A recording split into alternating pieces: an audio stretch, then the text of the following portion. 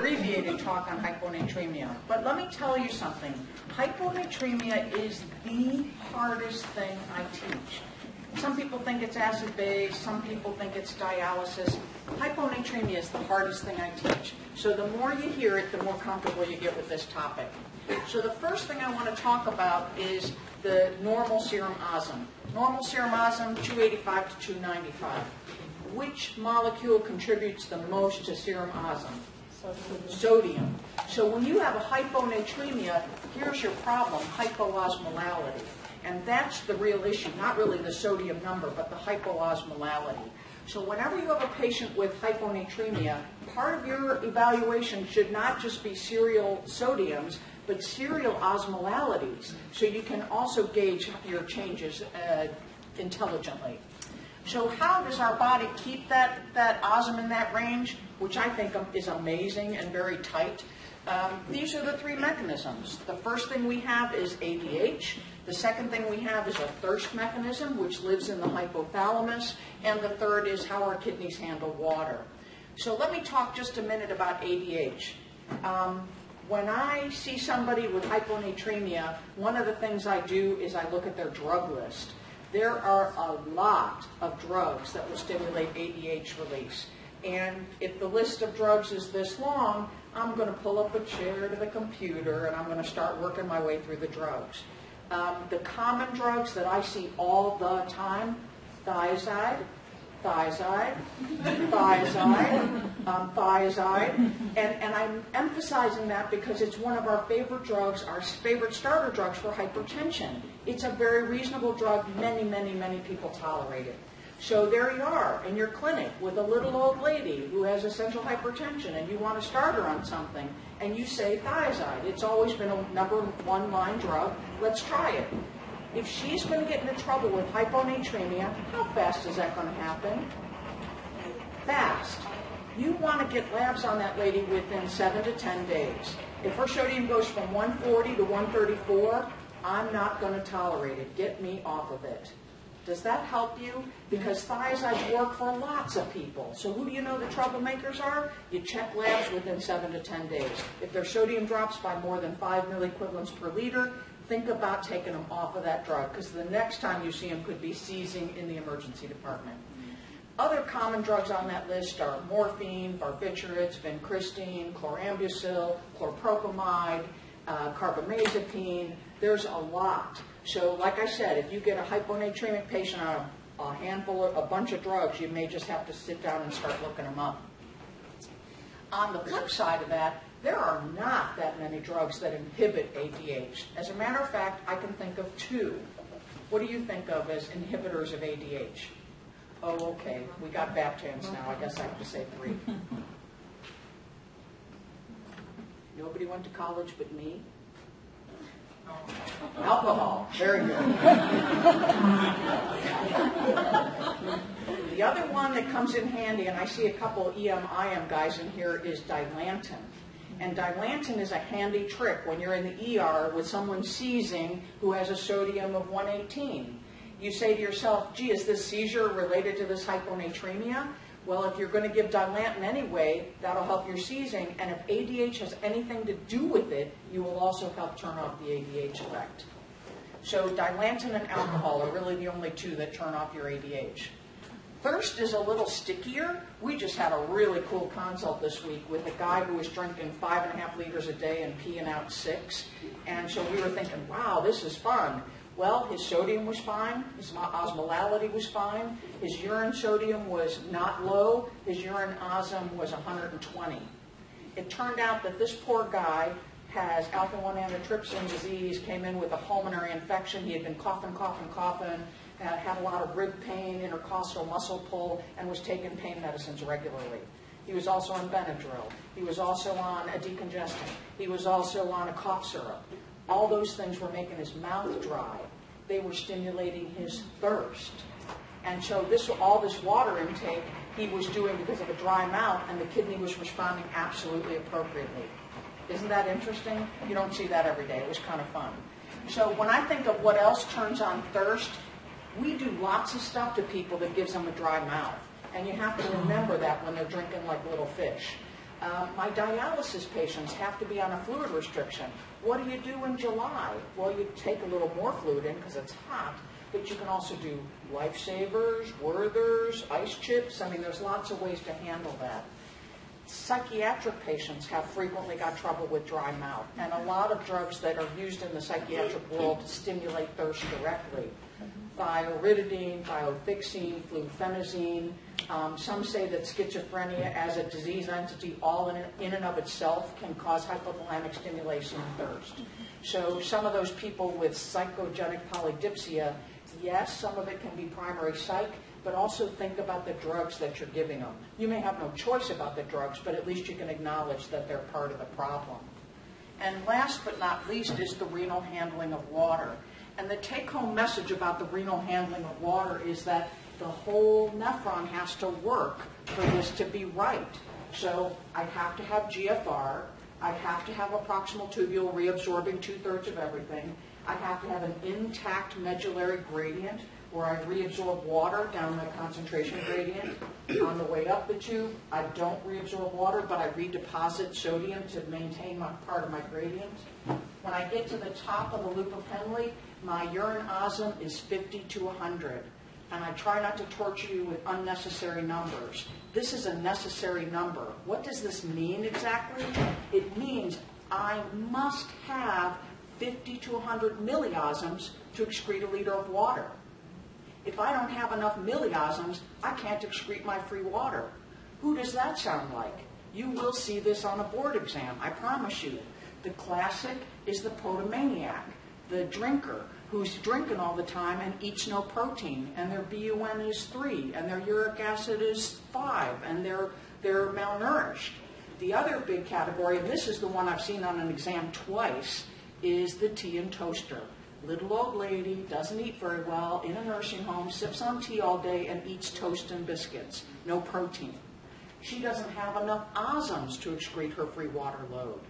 Be aware that when you get your board question and you're looking at hyponatremia and then you see this urine osm that's very low, look for the nutritional parameters because they may tell you that this person has inadequate osms to excrete their free water. Does that make sense? Good. Then over here as you turn the corner, you must have ADH and you have to have a tube that can listen to the ADH. You have to have both pieces of the puzzle. So I've got to have GFR, I've got to have an intact medullary gradient, I have to have a diluting segment, and I have to have a concentrating segment. So all of it has to work for normal water handling. So even minor degrees of CKD can give you hyponatremia because of abnormal water handling. Is there any kind of CKD patient who's more prone to this? Yes, people with tubular disease. More than GFR, more than glomerular disease. Does that make sense? So your sarcoid patients, your Sjogren's patients, your analgesic nephropathy patients, those are the people who are going to have more trouble with water handling, tubular diseases. Are we good? Okay. So let's get to clinical reality then. Clinical reality, when you're looking at a patient with hyponatremia, it should cross your mind whether or not they have an artifact. And the artifacts that can give you trouble with hyponatremia, I have listed for you. They're glucose, paraproteins, and lipids. Glucose is tricky. If you are able to catch the patient right after they ate 3 pieces of birthday cake, and their sugar shoots up, and you measure a sodium right then, that's going to be pseudo-hyponatremia. But if that patient you catch hours later, and they've now had osmotic diuresis, and they're drinking water, and drinking water, and drinking water, and you catch them over here, that's a real hyponatremia. Does that make sense? So sugar's a hard one to figure out if it's really an artifact. Paraproteinemia is like multiple myeloma, Waldenstrom's, MGUS.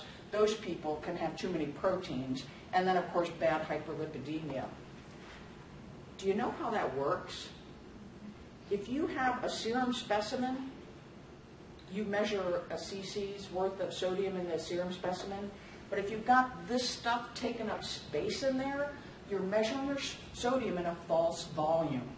The easiest way to visualize that, I think, is if you have a 2-quart pitcher and it's got a quart of iced tea in, and you throw a bunch of ice cubes in, you extend it to 2 quarts. But you didn't change the amount of iced tea in that bucket. These are the ice cubes. So you're measuring the sodium in a false volume. So now let me make this even easier. Will you ever see a sodium of 115 because of an artifact? No, never. Will you see a sodium of 132? Maybe. But you're not going to see extreme hyponatremia from artifact. Just cross it off your list. Okay? So once we cross that off our list, then the next thing you want to do is you want to evaluate the patient's volume status. I always think this sounds easy and is very hard. And let's start with the volume overload category. The big patients we see in this category are your CHF patients, your cirrhotics, and your nephrotics. Also in this category are your CKD, ESRD patients. The problem here is that all these states compromise renal blood flow. If I've got an EF of 20%, I'm not delivering blood to the kidney very well. What does the kidney think? The kidney thinks, oh my God, your volume depleted. Let me hang on to all the salt I can. Maladaptive, but appropriate for the kidney to do that. Cirrhotics, same thing. Very low oncotic pressure, big shunt fraction. Is the cardiac output in cirrhotics high, low, or normal?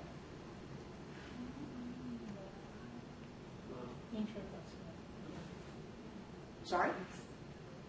Remember they've got spider angiomas and esophageal varices and hemorrhoids and caput medusa. They've got shunt everywhere. So most of them have high cardiac outputs to constantly fill all the shunt that they have. So the bigger the space that has to be pumped to, the more decreased the blood flow is to the kidney. And again, the kidney's response is, oh my God, your volume deplete. I hang on to all the salt and water I possibly can. Nephrotics, again, low oncotic pressure, same idea. So if I do things with all of these states that decrease your effective intravascular volume, then your baroreceptors register low volume. When you have low volume, ADH is going to be turned on. Aldosterone first, but ADH eventually. Because if you're not getting blood to the tissues, you die. And so the body wants to protect you against that at all costs, and it pulls out all the punches. And ADH is one of those punches. So if you are hypotensive and underperfusing your tissues, and your serum sodium is 118, your body is still putting out ADH because it wants to take care of the volume problem. Water's not the most important thing, but it's a piece of the puzzle. Does that make sense? It's one of those basic things our body does to try to preserve tissue perfusion. CKD and ESRD, well, for obvious reasons, kidneys don't work there. So based on what we just talked about, if I looked at the urine sodium and the urine osm in these patients, the urine sodium would be low because the kidneys are not getting good perfusion. And the kidneys think your volume deplete, so they're going to hang on to all the salt. So the urine sodium is going to be less than 10 to 20. The urine osm, the kidney's going to concentrate the urine. So you're going to have an osm usually that's greater than 400 to 450. If you have a patient who has heart failure and who is on diuretics, and you get these values, is this helpful or what? It's not that heavy. So you know the diuretic didn't even get to the site of action. They're doing nothing with that. They're seeing a prerenal state. If you get a high sodium in a patient on diuretics, it doesn't help you. But if they're on diuretics and you get these numbers, that's an eye-opener. That's really pertinent. So the problem here, the mechanism, is that I have water overload greater than salt overload. And the reason is that I'm pre-renal, and the kidney's doing what it thinks it should, albeit maladaptive. So I'm hanging on to water and salt. I've got water overload and salt overload. How am I going to treat this? Well, maybe I should restrict those things. So I'll restrict my water and salt. And I'll do fluid restriction. What kind of salt restriction would you put somebody on? 2 grams, love it. What kind of fluid restriction would you put somebody on? 2 liters? You're too nice. 1.5 liters? 1.5 liters is a very typical fluid restriction. Every once in a while, I go down as low as a liter. That's an in-hospital maneuver, guys. Patients can never adhere to that at home. But in the hospital, every once in a while, I'll do a liter. At home, 1.5 liters is potentially doable if you have a good patient. What else do I maybe want to do for this patient? I'm a Michelin man. I can't breathe. Diuretics, which one? Lasix, some loop diuretic. And the reason you want to choose loop diuretics here is if I gave all of you guys with normal kidneys a loop diuretic and then measured what kind of concentrations you'd have in your urine, what it looks like is half normal saline. So you put out salt, you put out water, and you put it out in exactly the right proportion that you want to get rid of it. More water than salt. Does that make sense?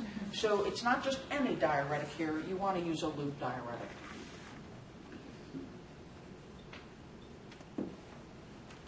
This is your easy one. You see this all the time, right? Okay. Volume deplete category. Volume deplete patients come in several flavors. There's GI losses, there's renal losses, there's third space losses. GI losses, the obvious ones are vomiting, diarrhea. And then again, since we're internists, we have to remember our patients who have ostomies and fistulae. We're actually seeing a patient, well actually she just went home today, I think, with Crohn's disease, awful Crohn's disease, fistulae and ostomies, all enterocutaneous fistulae, oh poor thing. But ostomies and fistulae, they're on our list. The renal losses that you have to think about, again, we're doctors, so we have to put diuretics on that list. We already talked about the tubular diseases being more important, chronic interstitial nephritis. RTAs are tubular issues. And then, of course, you've got to have aldo so that you have the salt reabsorptive piece. Primary hypoaldo I'm putting there. Third space, the most common one we internists worry about is pancreatitis, because you can have a lot of third spacing in a patient with acute pancreatitis. But also on this list are several things which my dermatology colleagues could be in the emergency room for at 2 a.m. Stevens-Johnson, TEN, head-to-toe eczema, horrible psoriasis. Burns are on this list, but we don't do burns.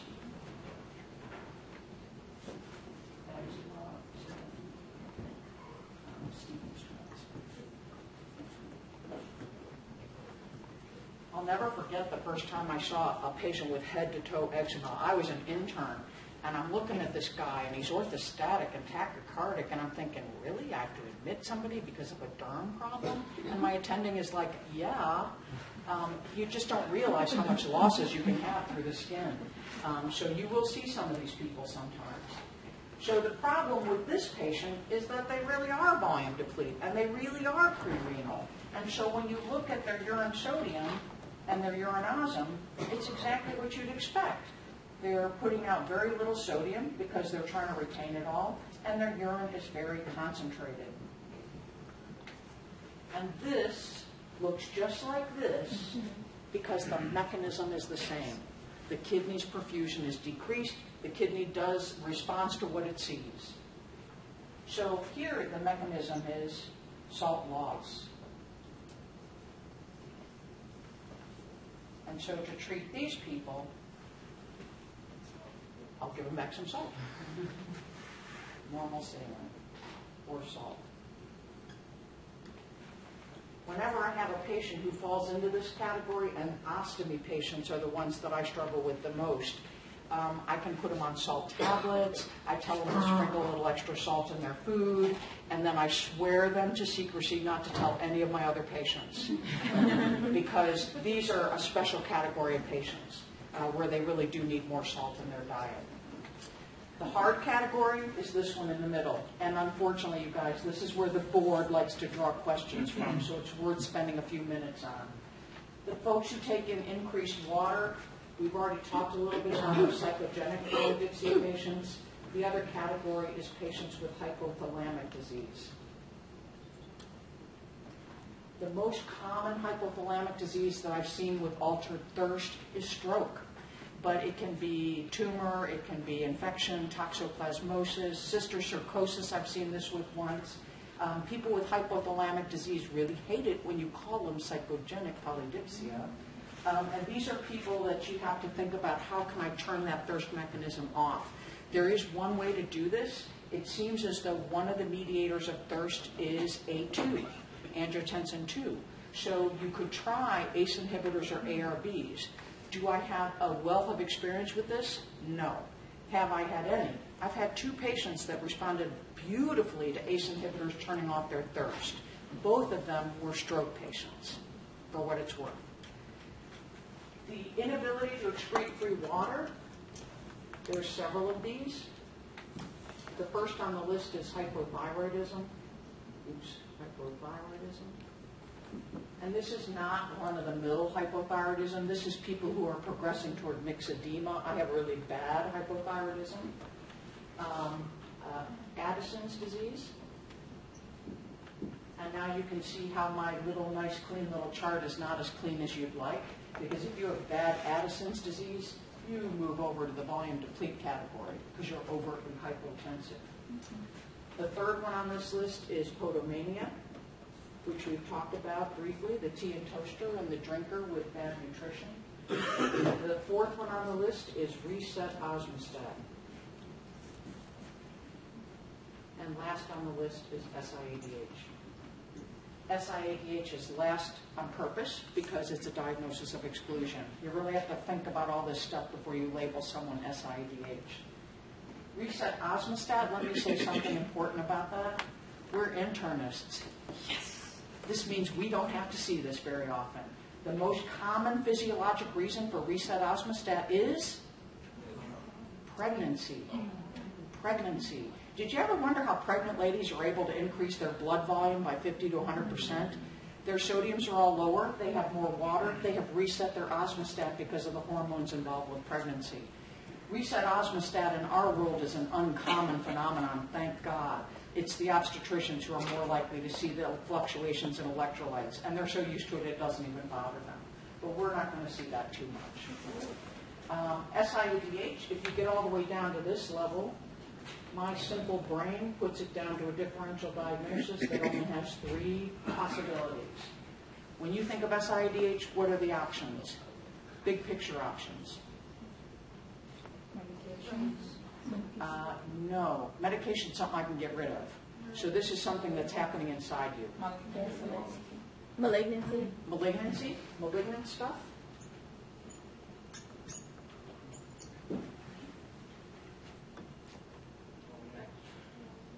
One more time. Intrathoracic stuff.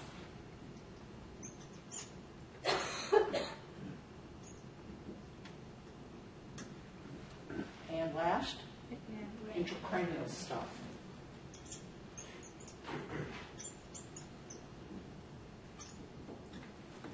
Malignancy can be any malignancy. The classic, of course, is small cell. Small cell just happens to live in the thorax usually as well, but they're 2 separate issues as far as I'm concerned. Intrathoracic stuff, really important for you guys as residents. The most common reason for SIADH in the hospital, positive pressure ventilation. Because I put positive pressure in your chest, you do not generate negative intrathoracic pressure when you take a deep breath, so you decrease venous return from the legs to the heart. And so you're going to get inappropriate ADH because your baroreceptors think your volume is down. Pneumonia is on the list for the same reason. COPD is on the list for the same reason. Cystic fibrosis is on this list. Restrictive kyphoscoliosis is on this list. So there's actually a lot of reasons. If you don't generate normal negative intrathoracic pressure when you inspire, you're going to have more trouble with the tendency toward inappropriate ADH. And intracranial stuff, fascinating. Strokes, tumors, trauma.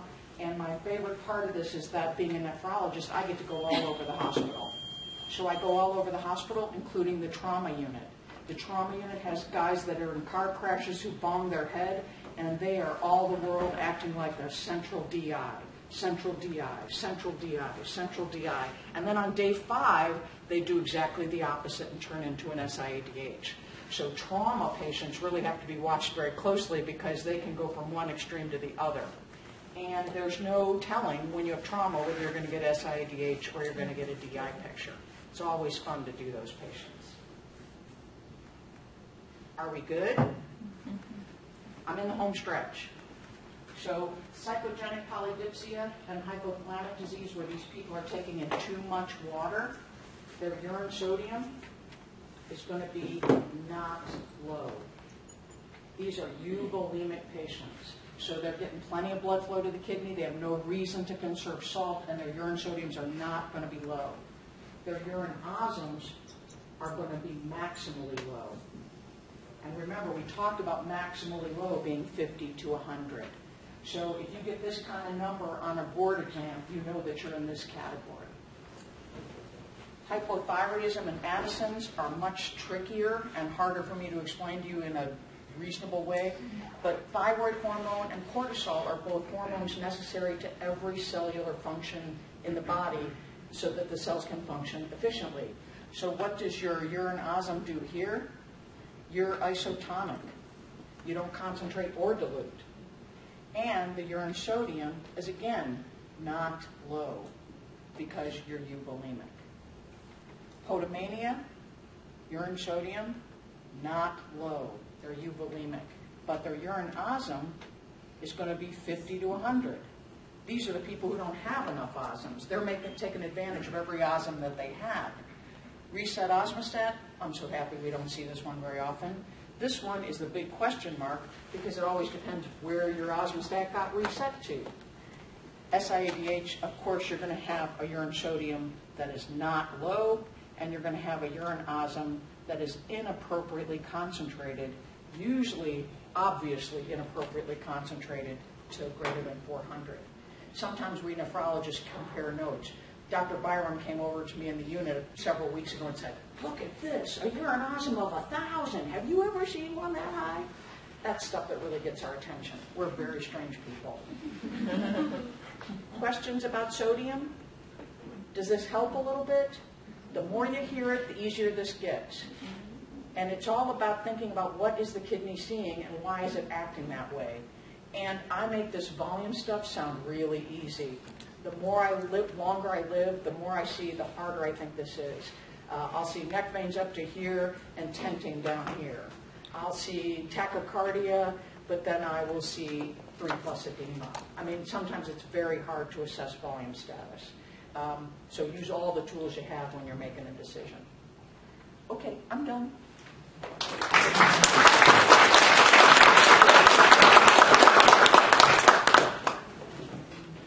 Thank you for your kind attention.